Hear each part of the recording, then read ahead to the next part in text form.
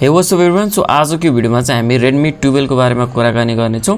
So Redmi 12 चाहिँ officially थाइल्यान्डमा चाहिँ lunch भइसकेको छ र केही मन्थ्समै यो नेपालमा पनि लन्च हुने कुरा छ। सो आजको भिडियोमा चाहिँ हामी स्पेशली Redmi 12 को बारेमा कुरा गर्ने छौं। के कस्तो छ फोन, नेपालमा तपाईले यो कति प्राइससम्म देख्न सक्नुहुन्छ, यो भिडियोमा आज सबै कुरा डिस्कस गर्ने छौं। च्यानलमा नयाँ हुनुहुन्छ भने चाहिँ यस्तै भिडियोहरुको लागि हाम्रो च्यानललाई पनि सब्स्क्राइब गरिदिनु होला। सो सबभन्दा सुरुमा स्टार्ट गरौँ यसको डिजाइनबाट। यसको डिजाइन चाहिँ तपाईको Redmi Note 12 टर्बो र तपाईको Poco F5 सँग चाहिँ सिमिलर देख्न सक्नुहुन्छ। डिजाइन ल्याङ्ग्वेज चाहिँ काइन्ड अफ सिमिलर नै छ। सो बजेट स्मार्टफोन भए पनि यहाँ चाहिँ तपाईले एउटा राम्रो डिजाइन देख्न पाउनुहुन्छ।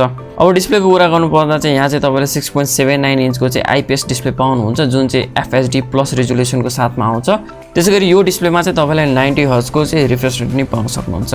त्यसैगरी यो फोन चाहिँ तपाईको IP53 रेटेड छ। यसमा चाहिँ तपाईले dust and water splash resistance पनि पाउन सक्नुहुन्छ। अब चिपसेटको कुरा गर्नुपर्दा चाहिँ यहाँ चाहिँ तपाईले MediaTekको Helio G88 प्रोसेसर पाउन सक्नुहुन्छ। सो 12 नैनोमिटरमा बेस प्रोसेसर हो यो र परफर्मेन्स वाइज ठिकै छ भनौं। यो प्रोसेसर लाइक बजेट स्मार्टफोनमा चाहिँ यो प्रोसेसर आइरहेको हुन्छ। सो तपाईले चाहिँ लाइक ठीकठाक लेभलको यहाँबाट परफर्मेन्स एक्सपेक्ट गर्न सक्नुहुन्छ।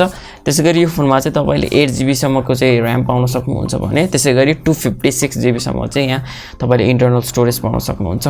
अब सफ्टवेयर एन्ड युआई को कुरा गर्नुपर्दा चाहिँ यहाँ चाहिँ तपाईले Android 13 र MIUI 14 चाहिँ आउट अफ द बक्स नै पाउन सक्नुहुन्छ। अब क्यामेरा सेटअपको कुरा गर्नुपर्दा चाहिँ यहाँ चाहिँ तपाईले रियर साइडमा ट्रिपल क्यामेरा सेटअप पाउन सक्नुहुन्छ। 50 मेगापिक्सलको चाहिँ यहाँ मेन सेन्सर दिएको छ। त्यसैगरी 8 मेगापिक्सलको अल्ट्रा वाइड र तपाईको 2 मेगापिक्सलको चाहिँ यहाँ म्याक्रो सेन्सर दिएको छ। त्यसैगरी सेल्फीको लागि चाहिँ यहाँ 8 मेगापिक्सलको फ्रन्ट फेसिङ क्यामेरा दिएको छ। अब ब्याट्रीको कुरा गर्नुपर्दा चाहिँ यहाँ चाहिँ तपाईले 5000 mAh को ब्याट्री पाउनुहुन्छ with 18 watt fast charging.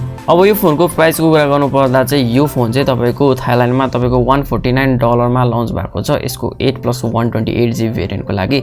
So मलाई जसम्म लाग्छ यो फोन चाहिँ नेपालमा लन्च भयो भने चाहिँ त्यस्तै तपाईको 21,000 देखि 22,000 को रेन्जमा लन्च हुन सक्छ नेपालमा। So that's it for today guys. I hope तपाईलाई भिडियो मन पर्यो होला। भिडियो मन परेमा यो भिडियोलाई लाइक र च्यानललाई पनि सब्स्क्राइब गरिदिनु होला। Thanks for watching. See you in the next video.